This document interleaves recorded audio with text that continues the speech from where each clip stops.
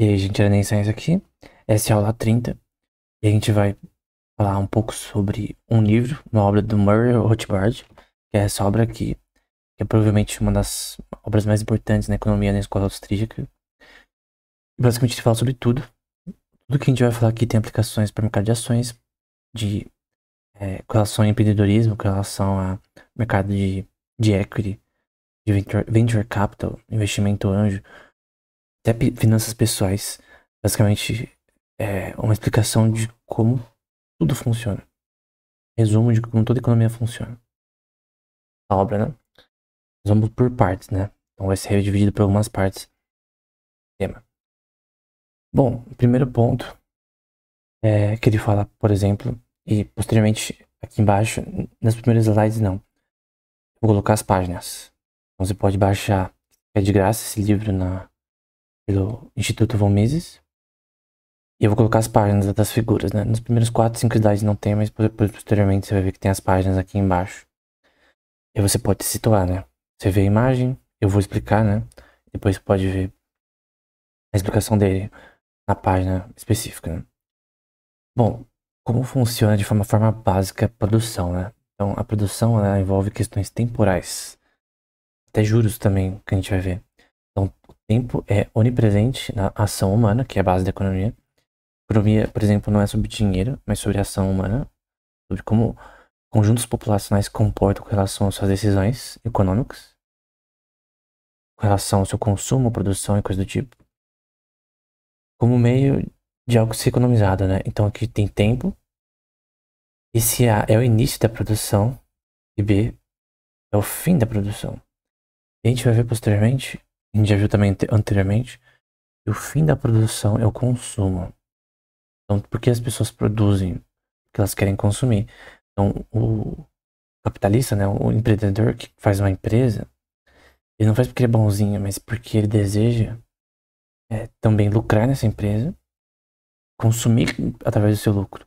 O esforço dele, a poupança que ele fez, o risco que ele incorre com relação a esse investimento, tem por fim o valor futuro com relação aos seus ganhos. No presente pode ser negativo. Primeiros 10 anos da empresa talvez sejam negativos, mas depois você quer uma margem líquida de lucro e de refaturamento para si mesmo que seja positiva. Embora se a empresa falhar, você perde tudo. E tem nesse tempo o tempo de produção, né? Então, o tempo de você investir, de você ter o know-how que de repente você não tem. Por exemplo, você quer ter um restaurante, mas você não manja muito sobre esse tema. Até no Pesadelo da Cozinha, tem um exemplo de caras que fizeram uma hamburgueria, né? Eles tinham conhecimento em engenharia, só que não de hamburgueria, né? E eles cometiam muitos erros. Então, esse tempo de produção até o consumo é um tempo maior até. Depois de produzir, tem um tempo de distribuição, de transporte. Todas essas coisas envolvem tempo. Tempo, dinheiro gasto e talvez até perca. Só que o fim da produção é de fato o consumo. Depois do término da produção, você tem a questão com relação a você ter uma liquidez com relação à venda dos seus produtos, né, que você fez, ou serviços. E você tem um conceito fundamental na economia que é a utilidade marginal decrescente. Então, se eu usei o exemplo do chocolate anteriormente, pode ser qualquer comida, com doces, por exemplo, mas vamos pegar o chocolate de novo. Então, quanto mais de chocolate eu tenho pessoalmente, menos eu vou querer temporalmente ele. E talvez por um tempo eu nem coma chocolate porque eu enjoei. Tem pessoas que talvez não enjoam, depende de pessoa, mas no geral, as pessoas, quanto mais você tem de uma coisa, mais o valor dela decresce. Isso também funciona com dinheiro. A oferta de dinheiro, quando ela aumenta, como a gente viu anteriormente, isso cria uma utilidade marginal decrescente com relação à demanda por dinheiro. Então isso deve diminuir a demanda. E aqui a gente tem ranking de produtos, né? Então, por exemplo, água, em questão de ranking, de necessidade humana, ela é absoluta. Sem água você morre. Líquidos, né? Não precisa necessariamente ser água, mas você bebe, tem pessoas que bebem só suco, né? Mas sem água você morre. O corpo precisa de água. Então o ranking da água é bem alto. Em questão de valor. Só que, o tanto de água que precisa no ano não equivale a um iPhone, por exemplo. O tanto que você paga de água por ano talvez não equivale a um iPhone. Porque o iPhone, por mais que não tenha um valor intrínseco de importância tão grande quanto a água, a quantidade que eu preciso de dinheiro para comprar é muito maior porque o valor intrínseco dele é diferente. Então, ele é um valor mais utilitário, né? De uso. Tem pessoas que não gostam de iPhone. Pessoas preferem Android. Não é questão, né? Qual o uso que eu tenho, que eu quero para aquele produto ou serviço, né? Então, aqui você tem a quantidade de dois produtos diferentes. E você tem uma utilidade marginal decrescente com relação ao valor que é posto nesse produto, né? Ao fim com relação a esse produto. O seu uso direto, né? Se um produto não tem nenhum fim, ele é inútil. Então tem produtos que não tem, por exemplo, pode dizer que uma planta num vaso, ela tem uma utilidade. Para certas pessoas, tem pessoas que não acham útil ter uma planta em casa. Outras pessoas gostam disso. Então o valor que uma pessoa paga numa planta para ter em casa é diferente de pessoa para pessoa com relação ao seu uso, ao, ao prazer que aquele produto ou serviço dá para a pessoa com relação ao seu uso temporal, né? Seja no consumo atual ou futuro. Então, isso depende muito de pessoa para pessoa. E normalmente o market cap do mercado, de um produto, ou de uma empresa, ou de um setor, de um nicho, né? Ele vem da quantidade de pessoas que está disposta a pagar por esses produtos e também o nível de pagamento que a pessoa tem, né? Então, eu tava vendo recentemente que tem os jogos de videogame vão aumentar para $100, o que vai dar R$ 600 no Brasil. E tem pessoas que não pagam R$ 600 em um jogo de videogame. Porque comparando com o salário mínimo, é quase metade do salário mínimo. Um pouquinho menos que a metade do salário mínimo. As pessoas não acham que é justo, que é normal pagar isso por um jogo, por exemplo. Então, a utilidade marginal da crescente difere de diferentes produtos em diferentes circunstâncias, né? E você tem aqui o fator com relação à unidade desses produtos e o que é chamado de produto total em unidades. Então, desses fatores com relação à produção de produto. Você tem o total que foi produzido, então 0, 4, 10, 47, enfim. Então, que é a unidade de produção industrial, por exemplo. E a média de produto unitário, que é esse total de unidade de produtos. No caso, a unidade de produtos em si, pelas unidades. Então, faz uma razão entre os dois. Então, por exemplo, no caso, 4 dividido por 1 é igual a 4. 10 dividido por 2 é igual a 5. 18 dividido por 3 é igual a 6. 30 dividido por 4 é 7,5. E assim sucessivamente. É o produto unitário médio. Então, esse produto total aqui, dividido pelo fator da produção. E o produto marginal é a diferença, você pode calcular isso com cálculo, né? Que é a derivada desse P, que é essas unidades de produtos, pelo fator dessas unidades, né? Então, pega a derivada de uma dividida para outra.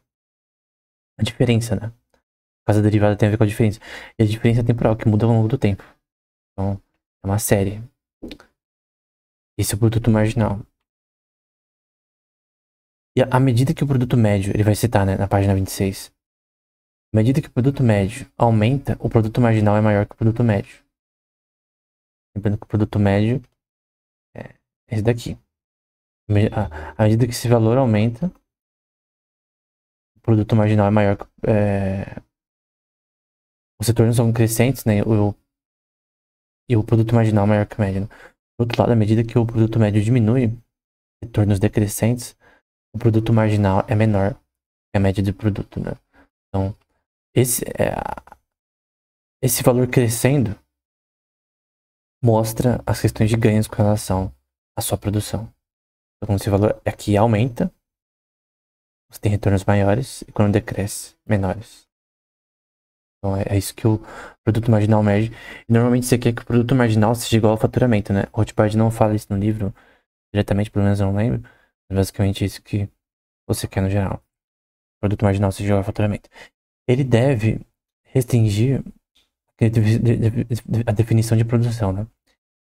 A pessoa, né? Ele deve restringir o seu consumo durante 10 horas e transferir seu trabalho nesse período de consumo imediatamente para a produção de bens que aprovarão a sua utilidade no futuro. Ele está falando sobre uma explicação que economistas gostam de usar com Robinson Crusoe, né? Você já viu o filme ou o livro, né? Robinson Crusoe ele fica preso numa ilha e agora ele tem que produzir comida ele mesmo. Tem que pegar amoras, ele tem que caçar, ele tem que produzir fogo, uma cabana para ele morar, né? E ainda assim é um sistema econômico que ele interage com a natureza para produzir as coisas para si mesmo.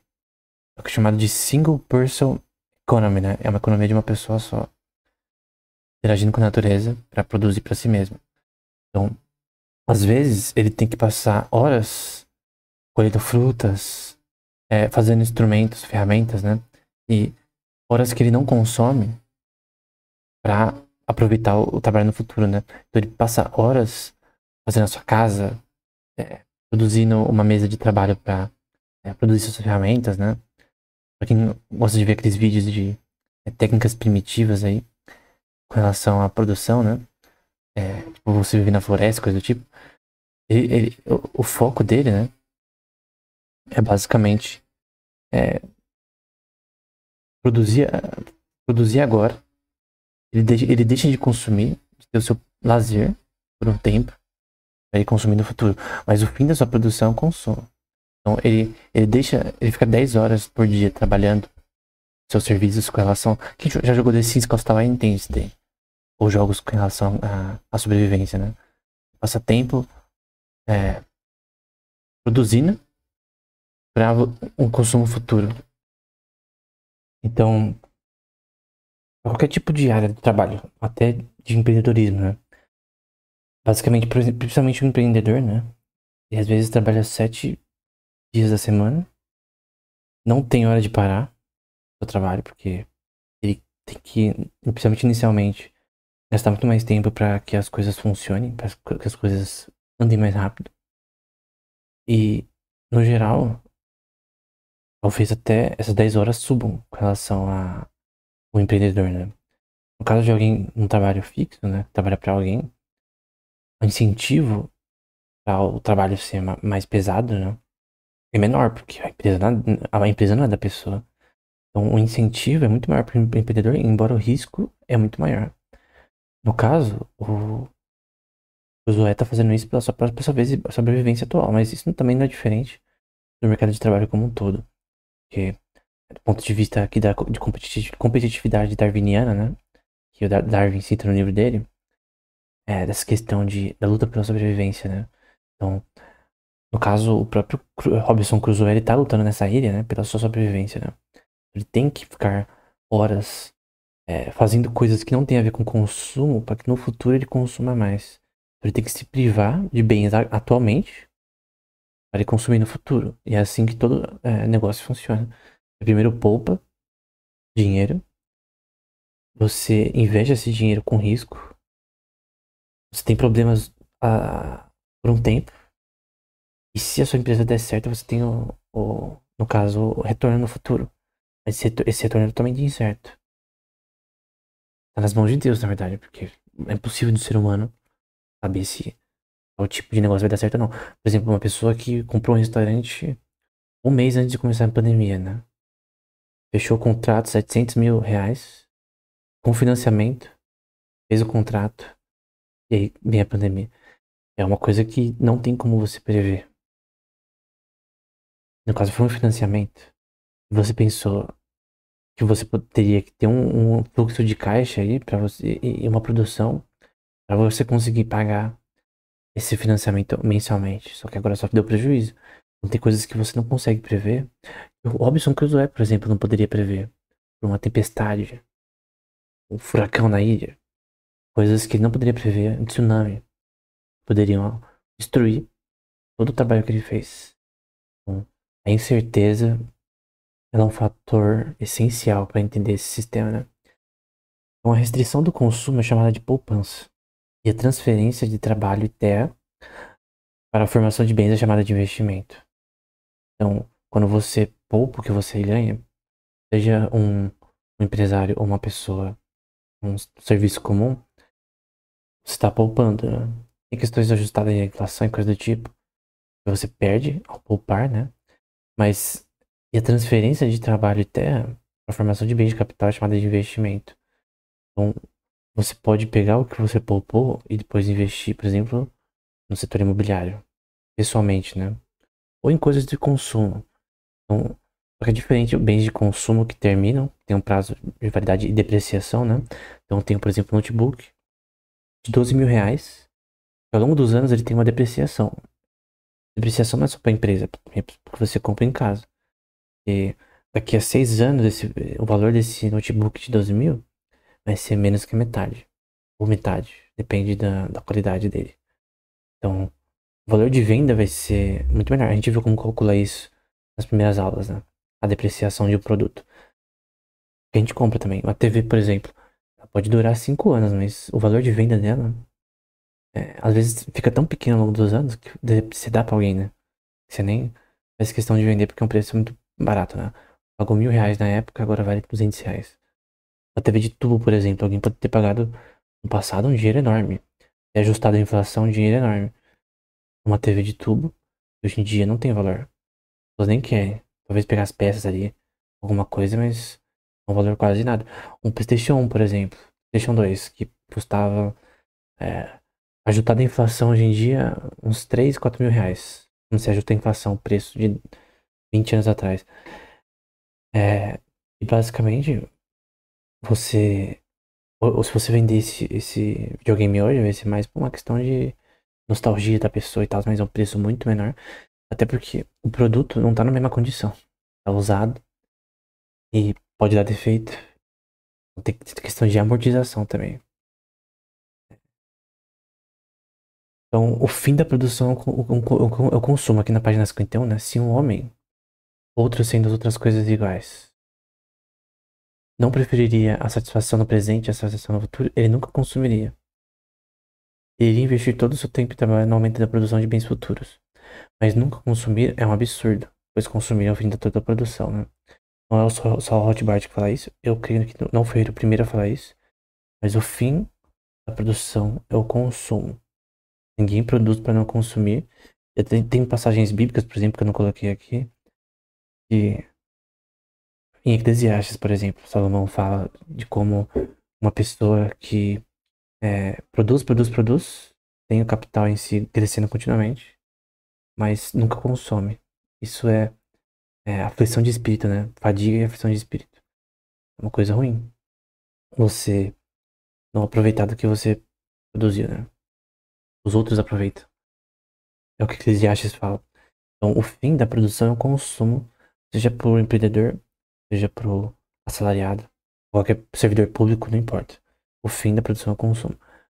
Até pra Robinson Crusoe, na sua ilhinha, que ele tem que produzir pra sobreviver, ele tá sozinho ali. Obviamente ele pode caçar animais, coisas do tipo, mas ele é o único ser humano. O fim da produção dele, de fazer suas ferramentas, sua fogueira e tudo, é o consumo e estabelecer a sua luta pela sobrevivência, né? A parte de cima tá errada, né? Assim, qualquer ator, em qualquer momento, tem a escolha de aumentar a sua estrutura de capital, primeira coisa. São 3 tipos de escolha que alguém pode fazer com o capital que ela tem agora. Manter seu capital intacto, que pode ser ajustado à inflação se você não tiver uma poupança que rende. Agora, a poupança rende quase nada, na verdade.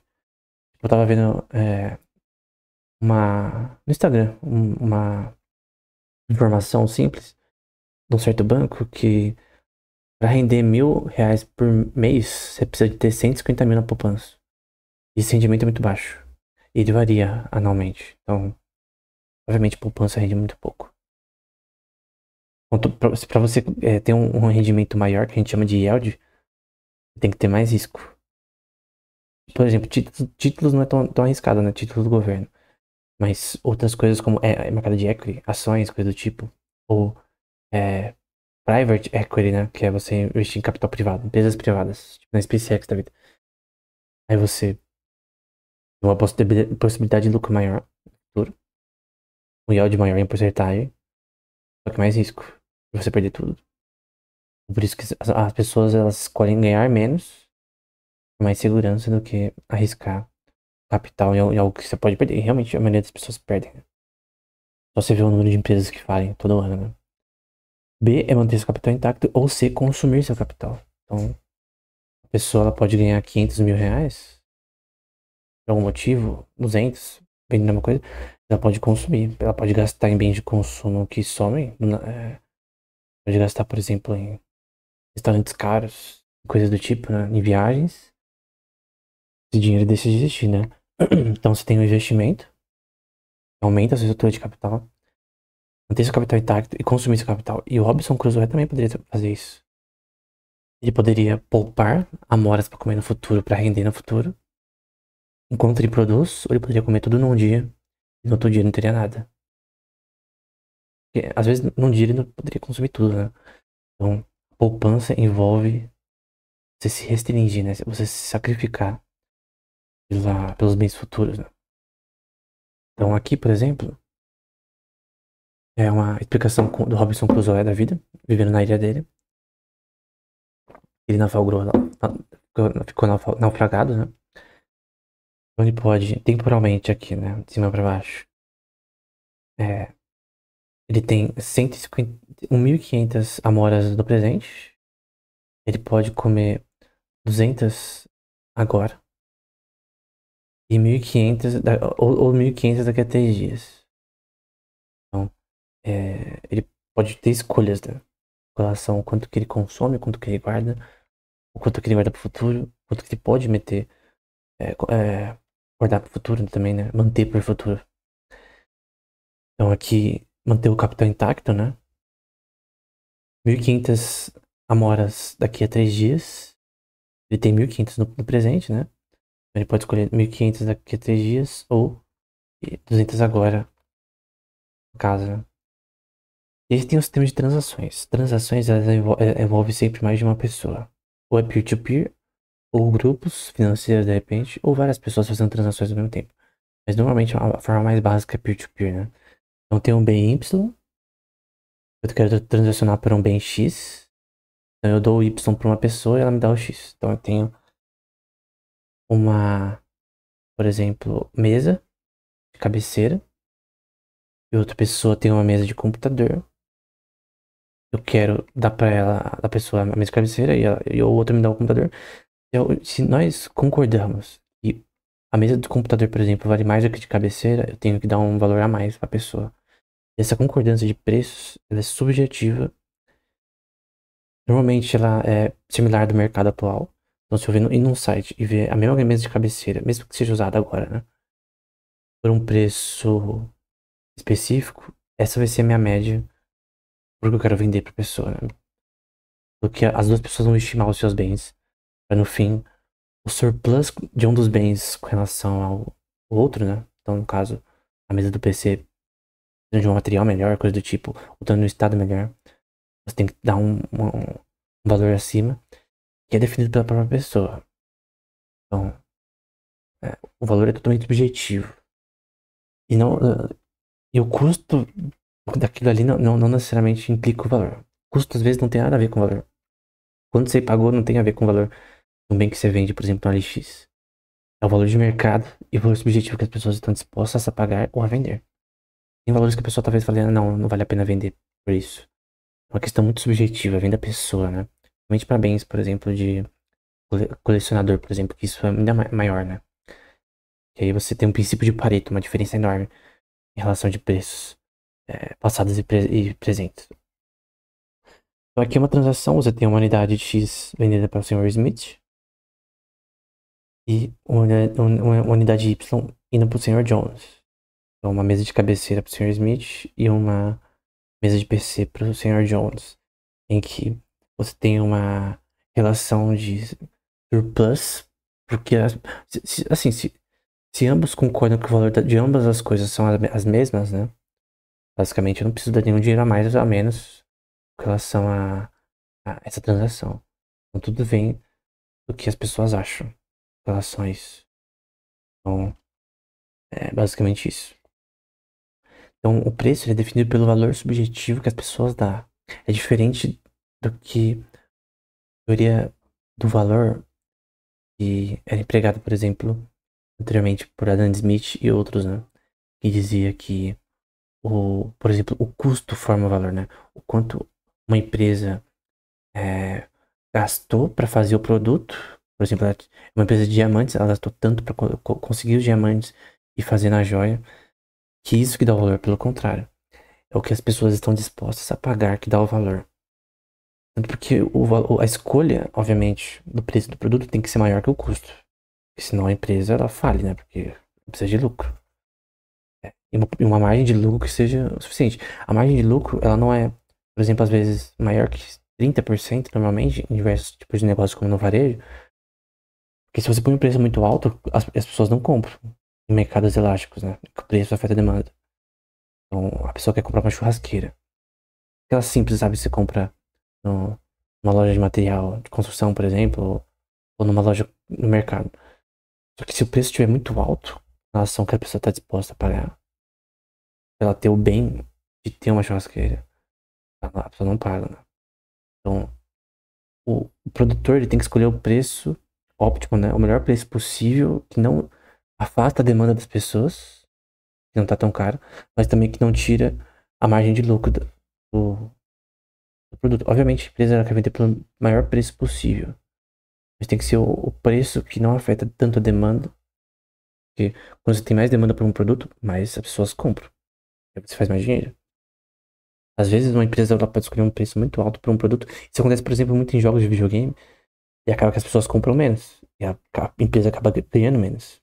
Você pega o valor agregado, por exemplo, de 12 mil vendas com preço de, por exemplo, R$ 50 em um jogo. Vamos supor que seja R$ 100. Se o preço é R$ 100, isso faz as pessoas comprarem, 12 mil pessoas comprarem o jogo.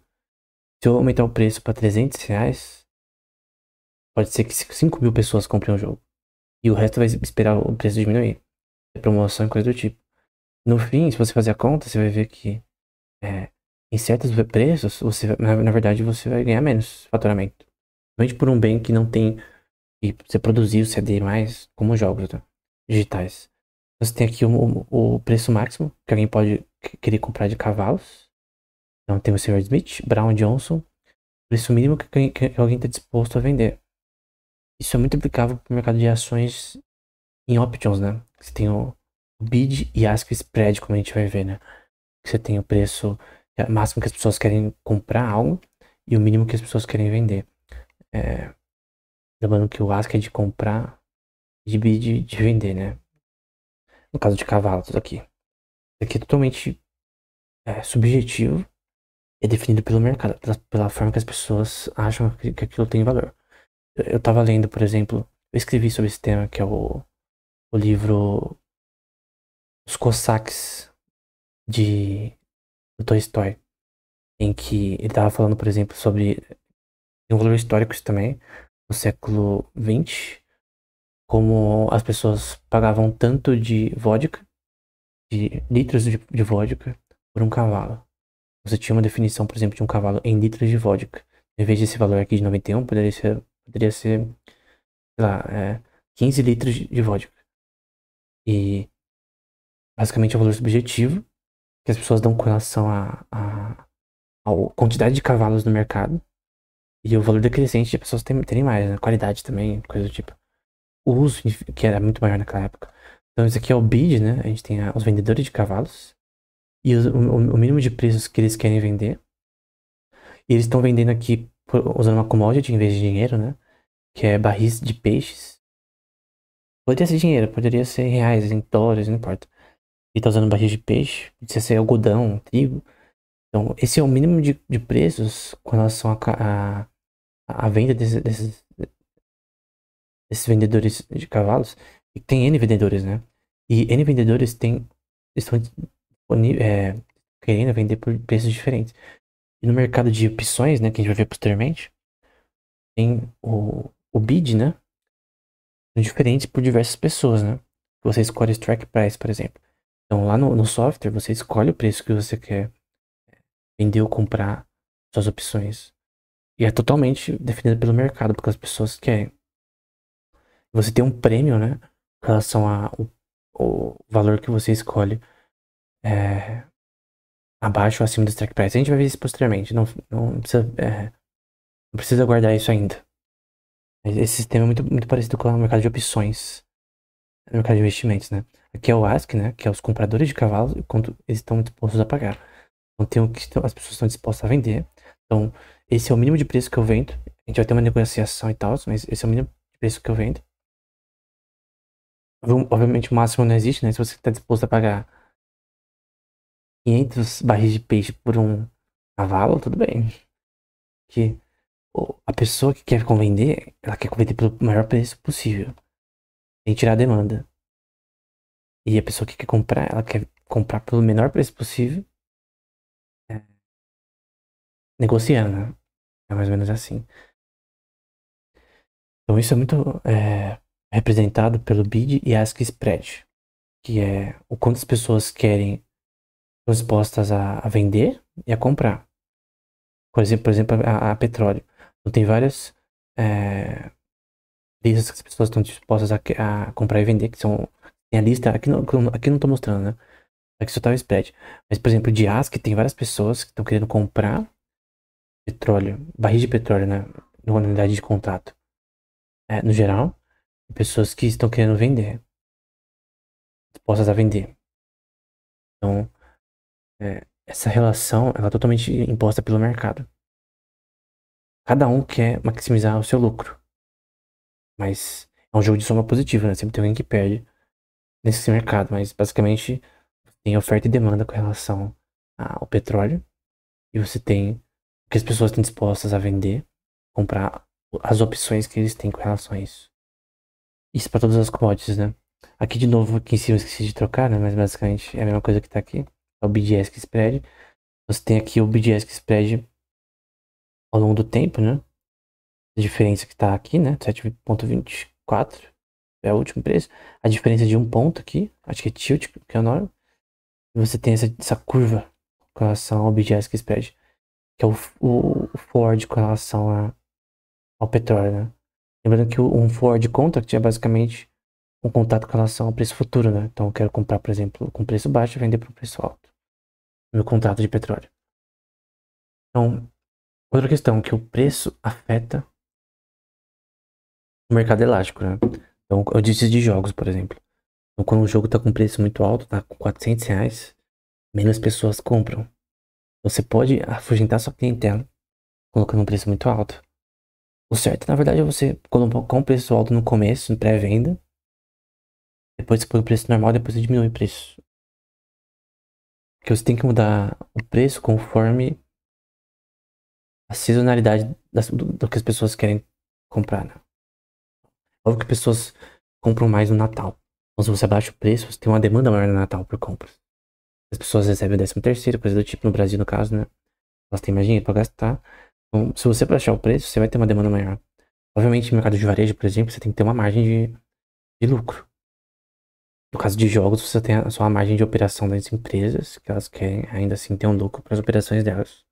Então, o mesmo jogo sendo digital, ele tem um custo associado contínuo à empresa, que é o custo do faturamento das operações, desenvolvimento de outros jogos e tal, que eles precisam ainda escolher um preço que não afete o faturamento deles com relação a isso, né? Mesmo um jogo digital tem negócio de custo. Então aqui a gente tem o preço, o tanto de mercados que a gente tem no mercado, de cavalos que a gente tem no mercado, e a demanda por cavalo. Então, no caso, você tem, por exemplo, na direita, um preço maior, porque tem mais cavalos no mercado, né? E a demanda é menor. Então, a questão da utilidade marginal decrescente. Quanto mais eu tenho cavalos no mercado de qualidade, mais o preço, no caso, abaixa. Mas, no caso, nesse caso aqui, a demanda é menor. Então, a demanda por cavalos é menor do que a oferta. Então, vai ser uma relação diferente. Porque quando a demanda é maior. No caso, a demanda é menor que a oferta, e aqui a demanda é maior que a oferta. A gente viu isso anteriormente, né? O mercado é elástico, né? Então, quando eu tenho mais cavalos do que as pessoas querem comprar, vou ter que dar um jeito de conseguir abaixar o preço com relação a isso, por exemplo, dependendo do tipo de mercado, né? Aqui é a determinação do equilíbrio de preço. É aqui. Aqui é a curva de oferta, curva de demanda, aqui é a quantidade de cavalos e o preço por cavalo. No caso ele tava usando peixes como base, né? Barris de peixe. Poderia ser dólares, por exemplo. Aqui é o preço. Aqui o que importa é que é o preço. Então, aqui onde o preço está em equilíbrio com relação a os vendedores e compradores. Mas você vê que tem uma utilidade marginal decrescente nesse mercado elástico, né? Quanto mais a quantidade de cavalos aumenta, mais você cresce a demanda. E no caso, você tem um equilíbrio aqui no 5, né? A quantidade de cavalos com relação ao preço e relação de oferta e demanda, em que você tem vendedores que são excluídos, compradores que são excluídos desse mercado, né? Então, uma pessoa, ela não consegue vender por um certo preço e outra que não quer comprar por um certo preço, né? Também. Existem padrões possíveis de oferta e demanda. Então, você tem diversos tipos de commodities, curvas de demanda e oferta diferentes e temporalmente diferentes, né? Então, aqui, por exemplo, é a principal aqui, você tem a quantidade crescendo e o preço aumentando. E aqui você tem um equilíbrio no geral, né? Obviamente a economia não é um sistema de equilíbrio, mas não importa. Você tem outra curva aqui, por exemplo, de demanda com relação à oferta aqui, outra aqui. Enfim, depende de diferentes produtos essa questão, né? Mas no geral, quando a oferta diminui, você tem um preço maior para diferentes tipos de commodities. Aqui a gente tem a chamada de Oatley Curve. No caso, ela representa a elasticidade, não da oferta, mas da demanda. Então, do que as pessoas querem comprar temporalmente. Quando a demanda aumenta, as pessoas têm uma preferência temporal sobre aquela coisa maior. Então, quando a preferência temporal por dinheiro é maior, significa que as pessoas demandam, por exemplo, os depósitos bancários delas, elas querem retirar os seus depósitos mais rápido, né? Então, numa recessão econômica, por exemplo, elas querem retirar os seus depósitos com mais frequência. Pode afetar o banco diretamente. E aqui a gente tem, por exemplo, os preços por cavalo. E aqui a gente tem a quantidade de peixes, que no caso é usado como forma de preço aqui. E aqui a gente tem essa mudança com relação a vendas, né? Que é representada pela oferta com relação a commodity que você está usando como forma de transação, que no caso é peixe. Poderia ser dólares, reais, não importa. E o preço decrescente conforme você aumenta a oferta de dinheiro no mercado, né? Quanto mais, a gente vê isso anteriormente, né? Quanto mais você tem uma quantidade de dinheiro em circulação, né? Então você tinha, por exemplo, 5 bilhões e foi para 100 bilhões, por exemplo, mas o preço, no caso, vai diminuir no texto. Com relação a... É que aqui não tem relação com o poder de compra, na verdade. Aqui é a curva da demanda. Então aqui é a oferta, que é uma curva relacionada à demanda, e o preço 89 aqui. Como a gente viu, essas curvas podem ser diferenciadas. Pode ter vários tipos de curva para diferentes tipos de produtos. Você tem que calcular com certa base específica. Aqui é a curva de demanda com especulação. Então você tem aqui dois tipos de oferta. Com uma demanda que faz uma interseção aqui, decrescente com relação à oferta. Aumento da oferta, né? E o equilíbrio de preço. E a especulação, ela tem a ver com uma pessoa reter, por exemplo, commodities para vender no futuro com margem de lucro. Então, por exemplo, eu sou um trader de arroz ou de algodão. Porque eu comprei o algodão por 100 dólares, vamos supor que seja 100 dólares. E agora ele tá valendo 95 dólares. Ou seja, eu tô perdendo dinheiro nessa transação. Vamos supor que eu tenha, esse seja um contrato unitário, eu tenho 100 mil unidades de algodão ou de arroz. Então, tô perdendo aí bastante grana nessa questão, né? Fazer 100 mil vezes 100 é bastante dinheiro. Então, basicamente, o que você pode fazer? Você pode esperar. Pode esperar o... retendo o produto, né? Você retém o produto, vamos supor que você seja um grande fornecedor de arroz. Você retém o produto por um tempo, manipulando o preço do arroz, é, assim, de forma... por querer, né? Com essa intenção, intencional. Você manipula o preço do mercado intencionalmente e você faz o preço crescer. Então aqui era o preço anterior e aqui você modifica isso, por exemplo, uma demanda inelástica, que é no caso de arroz, por exemplo. Você pode modificar através de especulação. A especulação é você uma forma de especulação é você reter o produto em si por um tempo, que pode ser retido por um tempo, né? Que tem uma shelf life grande, por exemplo, como arroz ou outra coisa, pode ser petróleo, enfim, para você ter uma margem no futuro. E muitos traders fazem isso. Eu tava vendo um documentário sobre esse tema, um trader de algodão, acho que era de algodão ou arroz, que ele falou que ele especula no preço sim, e quando ele tem uma margem de lucro menor com relação ao preço atual, ele vai reter até o preço aumentar. Ele só vai vender quando o preço aumentar. Em alguns países isso é considerado crime, né? Então a gente tem aqui a oferta modificada, que é nesse caso aqui, e a demanda, a curva de demanda modificada pela especulação, né? Então, é a oferta e a demanda anterior, e uma demanda mais baixa que vai mudar o preço, né?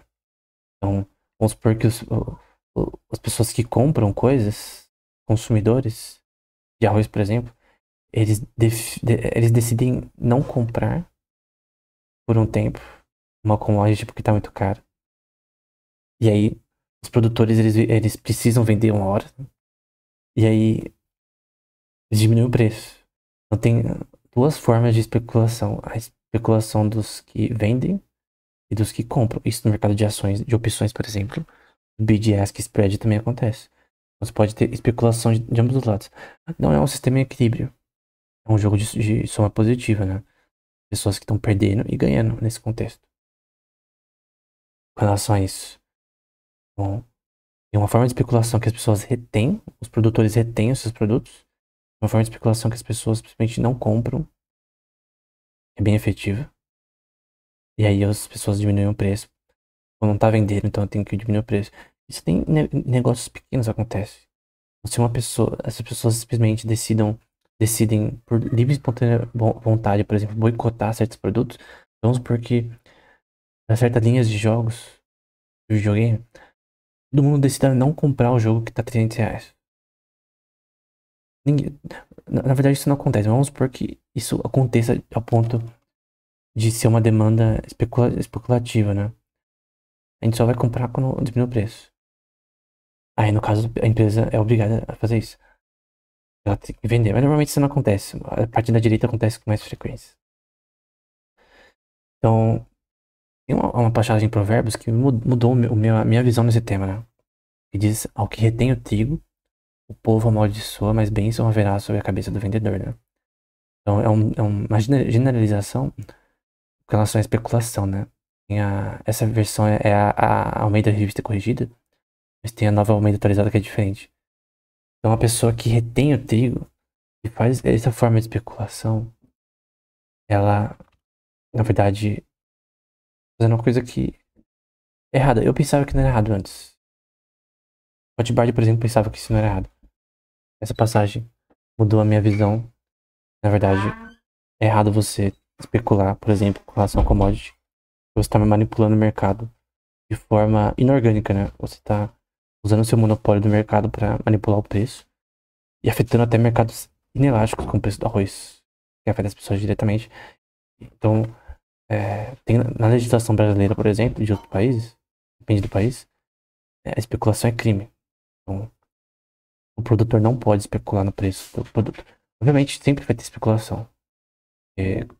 Também tem o lado do produtor também, porque ele, em alguns momentos, ele pode ter risco em relação à falha dele em antecipar o mercado. Mas no fim, A falha de antecipar o mercado de um trade de arroz, por exemplo, ou de trigo, ou de qualquer tipo de commodity, algodão, a culpa é dele. Ele que falhou em antecipar o mercado. Ele não pode punir consumidores, por exemplo, de forma manipulando, né, o mercado, porque ele falhou, né? Então, tem essa questão na legislação com relação à liquidez em vendas, que não uma pessoa pedir o produto, o produtor tem que vender, se ele estiver disponível. Ele não pode reter de falar, simplesmente, não vou vender porque ter prejuízo nessa venda, nesse contexto específico. E também aqui, por exemplo, a demanda modificada para antecipação errônea. Então, vamos supor que o produtor de trigo ele antecipou mal o mercado. E aí, basicamente, ele produziu mais, uma indústria, por exemplo, ela produziu mais sapatos do que ela poderia vender naquele período.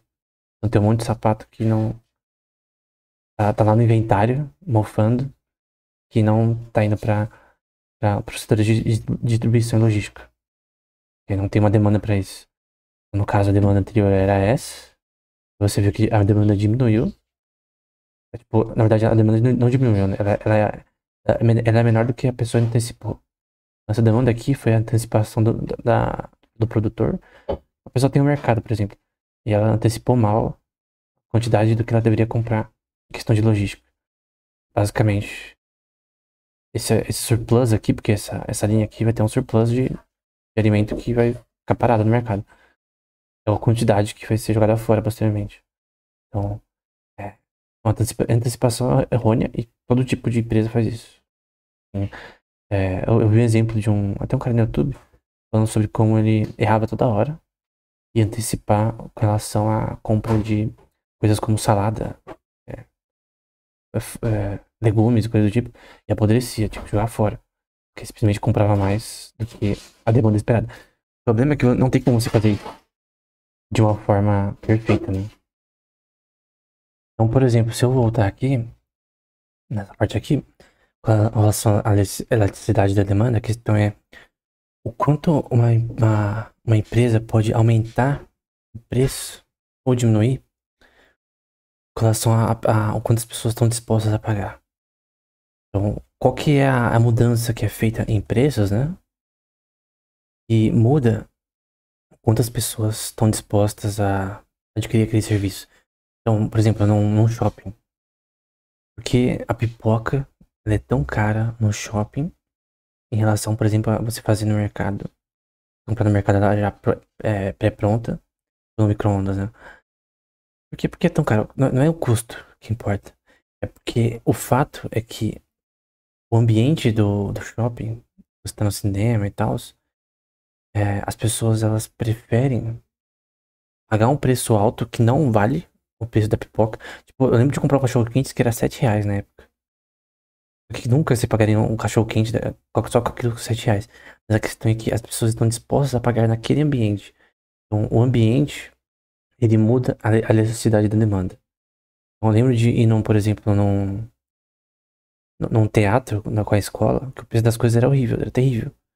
Ou no Hop Hari, por exemplo. E naquele contexto, as pessoas estão dispostas a pagar. Obviamente tem níveis de preço que a pessoa não paga. Então, vamos supor que a pipoca dobra de preço agora no shopping, que já tava cara. Então, por exemplo, o combo que era R$ 50, R$ 60, pipoca, refrigerante, suco, com outras coisas, era R$ 50.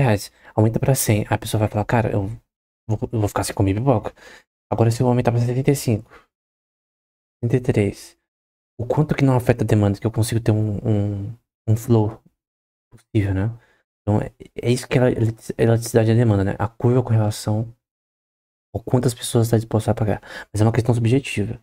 Então, uma empresa, ela, na verdade, tem que testar e analisar estatisticamente e sazonalmente, né? As pessoas estão dispostas a pagar mais nesse contexto em diferentes estações do ano. Por exemplo, quando lança um filme da hora no fim do ano, ou num certo mês lança um filme muito bom, você pode mudar o preço, porque você sabe que tem uma demanda maior.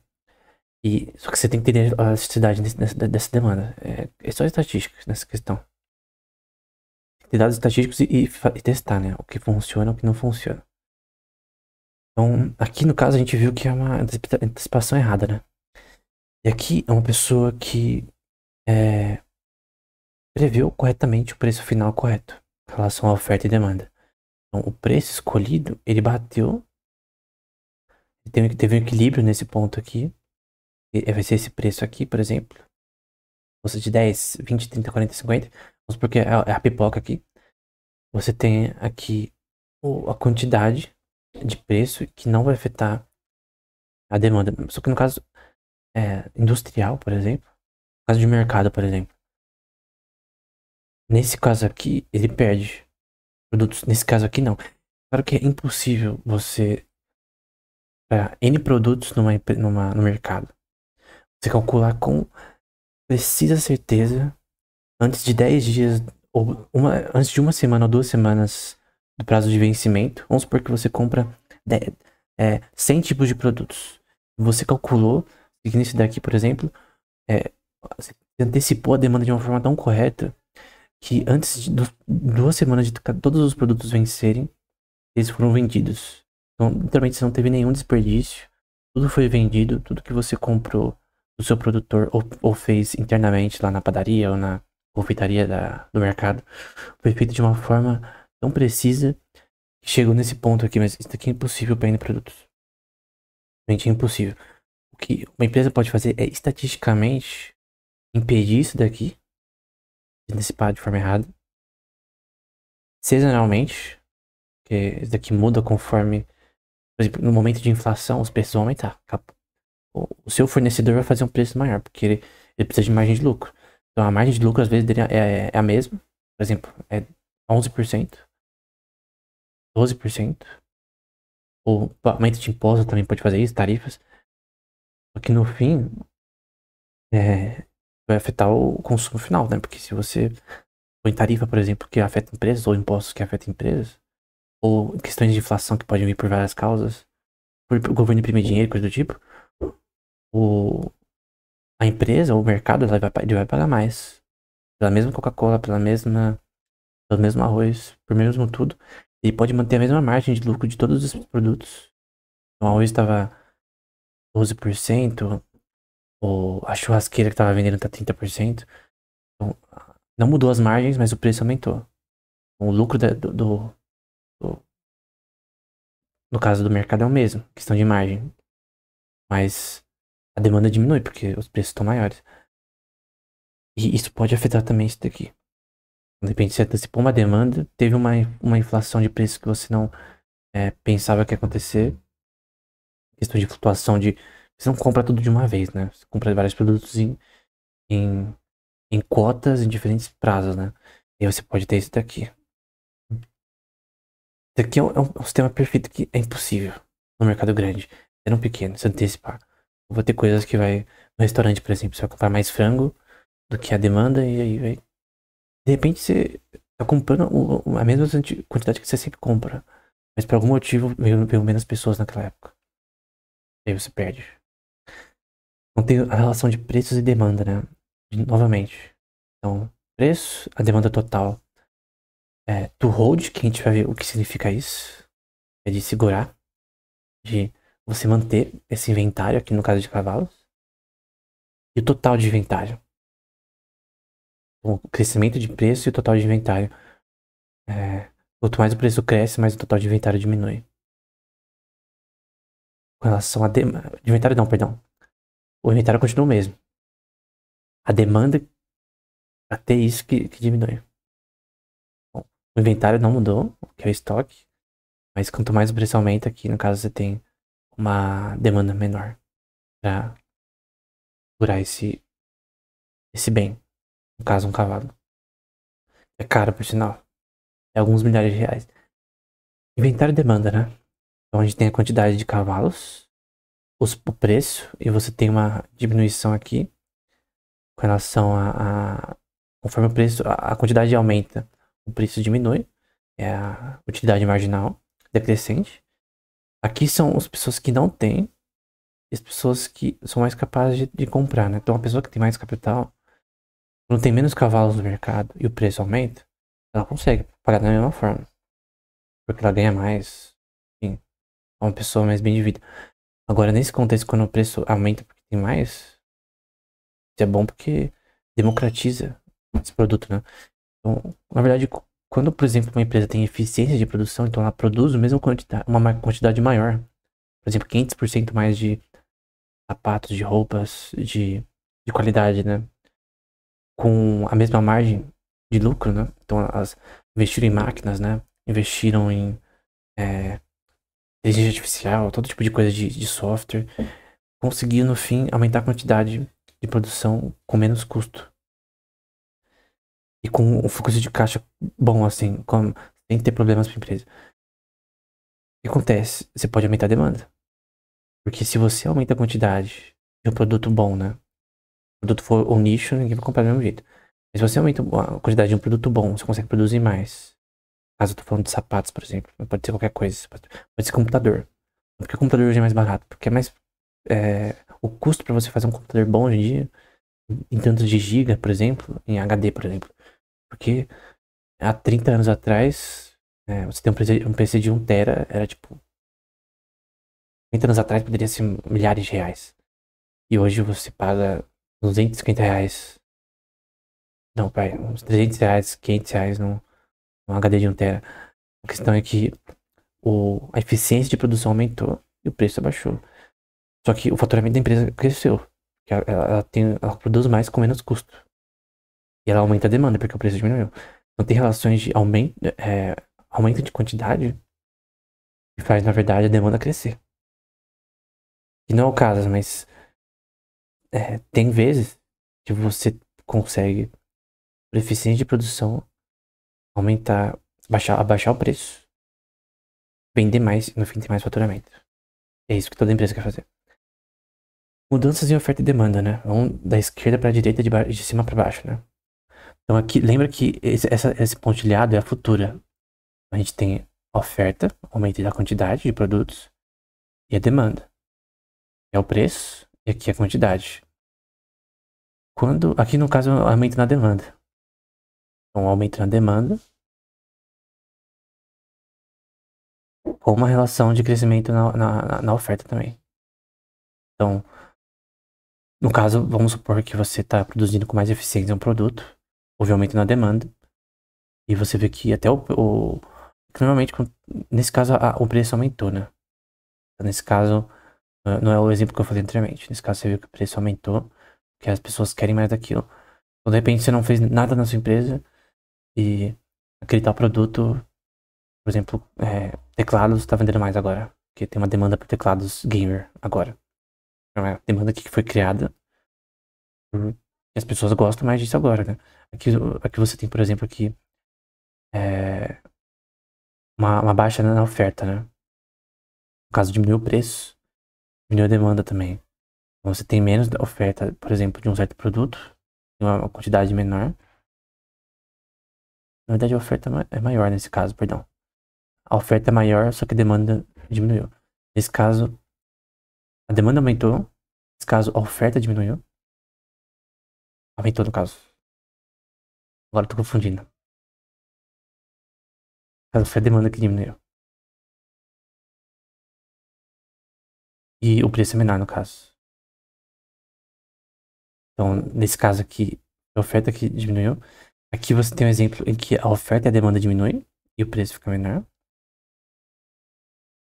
Então, no caso. Na verdade, nesse caso aqui, a oferta continua igual. A quantidade. A quantidade ficou igual, mas a demanda. Ela, ela tá mais baixa. O ponto de equilíbrio é mais baixo, né? Então, o ponto de equilíbrio aqui entre oferta e demanda diminuiu. E aqui você tem uma. Na linha que não é pontilhada, né? Uma certa oferta e demanda. E aqui só que em vez de ser embaixo, ponto de equilíbrio, que é abaixo o preço continua o mesmo. Então vamos com calma aqui. Aqui, por exemplo, o preço aumentou. Mas aumentou porque a demanda aumentou, nesse caso. Aqui o preço diminuiu. Mas no caso o que abaixou foi a oferta. com a demanda junto. Aqui o equilíbrio entre oferta e demanda diminuiu, e aqui isso abaixou o preço. E aqui tem uma diferença de oferta e demanda, e no fim é o mesmo preço. Então, são 4 coisas que podem acontecer em diferentes contextos. Parece meio complicado, mas é só você entender a mudança que houve. Né? Aqui aumentou a demanda e o preço. Aqui abaixou a oferta e o preço com a demanda. Aqui o preço abaixou, mas o ponto de equilíbrio entre oferta e demanda aqui mudou. E aqui o preço continuou o mesmo, mas a oferta e demanda foram diferentes. Então aqui, por exemplo, nesses dois de baixo, a oferta e demanda foram diferentes. Só que a relação de preços mudou. Depende de mercados inelásticos e elásticos, né? É um pouquinho complexo. Aqui a demanda total do hold, né? No caso é para fazer especulações, por exemplo. Então você tem aqui o inventário e a demanda do hold, né? Para segurar. É que eu acho que não tem uma tradução tão boa. Você vê que o preço aqui aumentou quando essa demanda aumentou. Essa especulação, né? Vamos supor que eu quero fazer o preço de uma commodity aumentar. Vamos supor que a demanda para segurar essa commodity aumentou. Para as ações de quem tem inventário desse daqui. O inventário é o mesmo. Só que a pessoa não tá vendendo o arroz, ela quer que o preço aumente para ela ter lucro. Como eu disse, eu não concordo com isso, mas o Rothbard acha que é normal. Eu creio que isso fere os princípios de livre mercado, porque basicamente você tá fazendo especulação de uma forma ilegal, porque você não previu o mercado corretamente. Então você não antecipou o mercado. A razão de você não ter lucrado é você errou. Então, mas no caso de especulação, você vê que a quantidade não mudou, mas o preço foi aumentado de forma inorgânica, né? De forma manipulativa. Né? Em algumas legislações isso é crime. Né? Então aqui a demanda por dinheiro se refere a essa quantidade de dinheiro que os indivíduos desejam para manter suas transações. Aqui estou citando ele, né? Na verdade, estou citando um artigo aqui. Então, a demanda por dinheiro refere-se à quantidade de dinheiro que os indivíduos desejam manter para suas transações e atividades diárias, influenciada pelo nível de renda e pelo custo de manter dinheiro, que é a taxa de juros. Essa aqui é a definição da demanda do hold, né? Bom, contexto de dinheiro, mas também é aplicado para commodities. Até porque commodity também já foi dinheiro, né? Então, é influenciada pelo nível de renda e pelo custo de manter. Qual o custo de manter esses cavalos aqui, por exemplo? Ou arroz, ou trigo, qualquer tipo de commodity.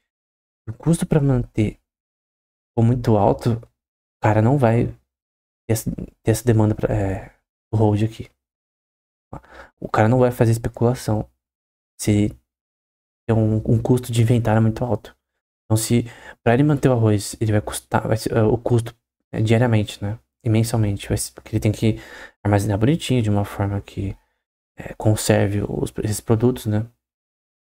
Em commodities, trigo, enfim, não importa. No caso, ele vai querer vender.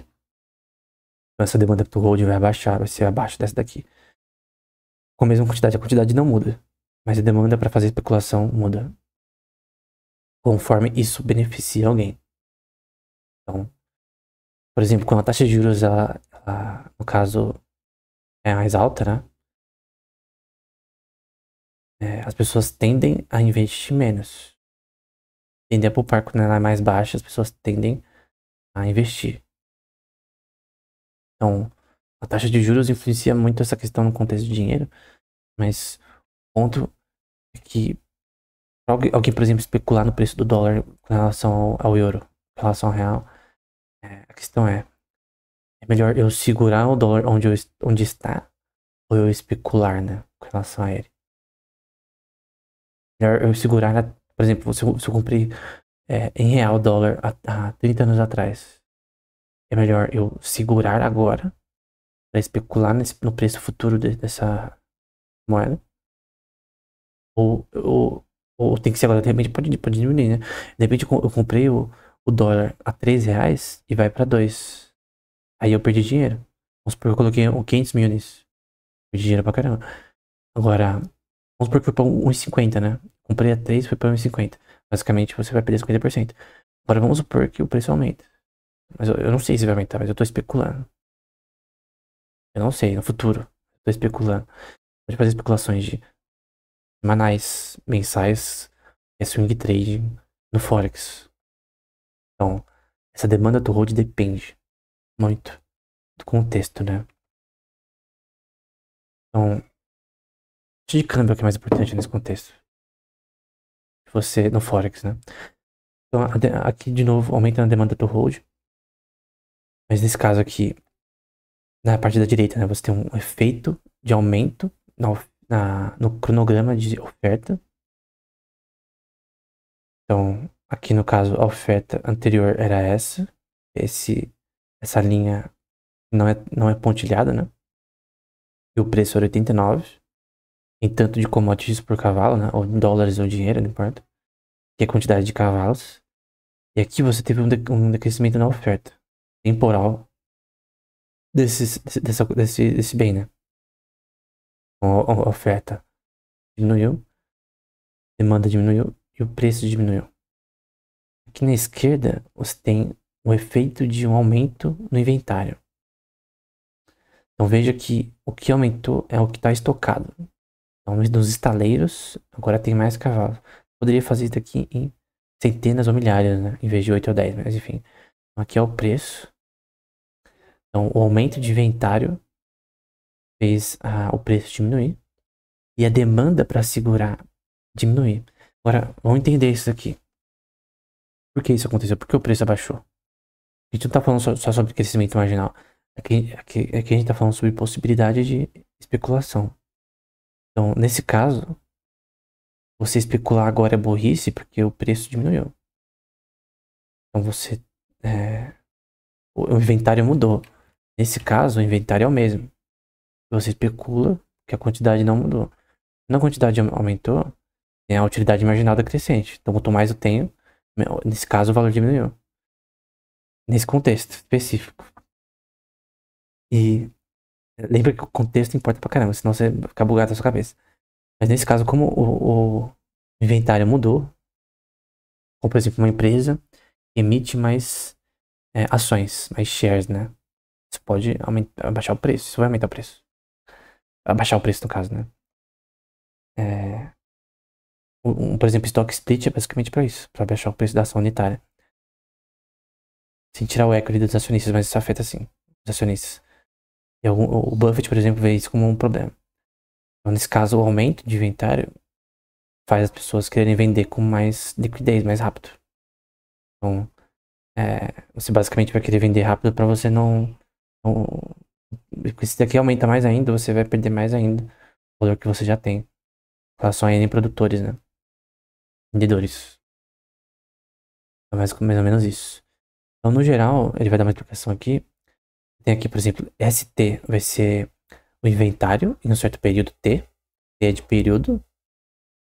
E ST menos N, que é esse valor aqui, é igual ao inventário num período anterior, que é T menos N, o N de período. A gente já viu essa notação anteriormente. Então, T é tempo, N período. Então, N meses, por exemplo.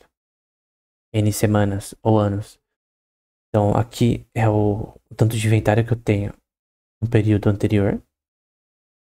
Esse PN é igual à produção dos bens num certo período. Aqui é o período anterior. Aqui é a produção ao certo período, aqui é o inventário. Inventário é o que eu tenho armazenado. Produção é o que está sendo reproduzido agora. Em um certo período. Menos a quantidade de bens que foram usados nesse período. Então, o que foi produzido, que foi usado, nesse caso vendido, e que eu tive anteriormente. Nesse caso, é para você calcular o inventário no geral. O quanto tá mudando aí a quantidade nesse caso de cavalos. Poderia ser de produtos para pesca, qualquer tipo de produto físico. Assim, no caso que acabamos de mencionar, se o estoque original for 8 cavalos, né? E o novo cavalo é produzido enquanto dois morrem, no caso é o N, né? Nesse caso, o novo estoque é 8 mais 1 menos 2. Dois morreram, um foi produzido E o 8 é o inventário anterior. Então, esse daqui é o inventário anterior, que é 8. Tá lá, ele não saiu. Só que tipo, foi de 10 pra 8. Então, esse valor aqui, ele foi de 10 pra 8, no caso. Pra mim. Então, no caso, é 8 menos 2. Aqui mais um, porque você produziu um nesse momento, através de produção, né? Então, basicamente essa equação da mudança do seu inventário ao longo do tempo. Aqui de novo tá escrito em cima, mas esquece que tá escrito em cima. Aqui no caso é o aumento no cronograma de demanda e a quantidade que demandam, né? Então você tem aqui, por exemplo, o aumento na, na demanda. E aqui você tem uma baixa na oferta. E que nesse caso a demanda aumentou o preço e essa baixa na oferta diminuiu o preço. Então, é basicamente isso. E a demanda aumentou com uma quantidade maior de oferta também. Então, é o aumento no cronograma de demanda e o quanto as pessoas querem, né? Porque aqui a quantidade que as pessoas querem agora é maior. Isso aumentou o preço. Nesse caso aqui, o preço diminuiu e a oferta aumentou. A quantidade aumentou, né? Um exemplo de inventário de petróleo, por exemplo, cru. Nós tem milhões de barris por dia são feitos. Aqui é o spot price ao longo dos anos, em cada trimestre. E aqui é o tanto de inventário ao longo do tempo. Ao longo do tempo, isso daqui. Basicamente mudança de inventário em alguns temas. E muda a questão de volatilidade nos preços, né? Aqui, por exemplo, é um novo inventário. Então você tem o preço aqui X, o novo inventário e a demanda aqui. E aqui a nova oferta, né? É o efeito de um novo inventário de certos produtores. Nesse caso tem equilíbrio, né? Então depois, já na página 200, eu vou falar um pouco sobre questões de transações com base em ouro, né? Uma representação de transações. Então aqui a gente tem o salário em dinheiro das pessoas e a venda de bens e serviços. Então, por exemplo, capitalistas no caso, né? Você tem 20 onças de ouro e 20 no mercado atual, né? Na forma de que os preços do mercado são naquela região. Isso muda geograficamente de região para região. Você vê preços médios, por exemplo, do Brasil inteiro. É inútil, porque depende da região. Por exemplo, o preço de camarão no Porto de Santos é diferente do preço de camarão em São Paulo, no centro de São Paulo. Porque uma região portuária ele tem uma quantidade maior ali, rápida, né? Tem custos de transporte, sem empresas terceirizadas fazendo transporte, distribuição, sem ter que ir até um business B2B como um restaurante.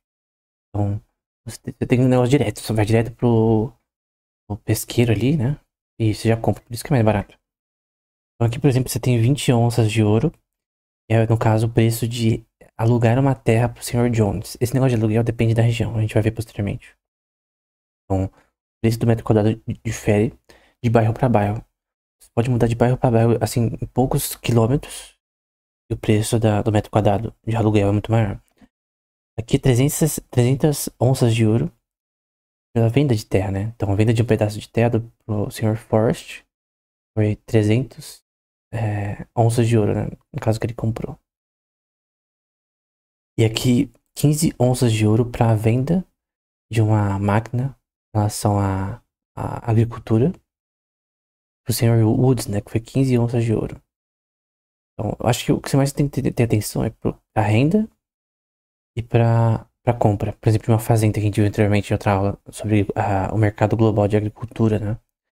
Tem fazendeiros que alugam fazendas, isso daí já tem há muitos séculos já.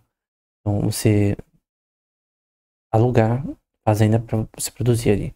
Em vez de você comprar uma fazenda que é muito mais cara, você aluga. E você, obviamente, tem um custo de produção, é um aluguel. Como se fosse um aluguel para uma empresa. Uma empresa ela tem por exemplo, um escritório na Berrine, ela paga um aluguel. Ela não tem aquele escritório não é dela. Mas em vez de comprar um prédio daquele e tá com um network ali, várias empresas, é melhor ela alugar, né? De repente, quando ela cresce, ela compra um prédio dela. Como acontece também. Aqui no caso, você tem. Foi herdado de um tio da pessoa que foi 400 onças de ouro. Então, com relação ao que ele vendeu, com relação ao que ele ganhou, pela herança, deu 743 onças de ouro, né?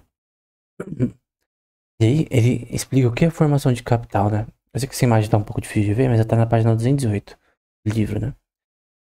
Que você tem três coisas aqui: terra ou natureza, trabalho, bens de capital.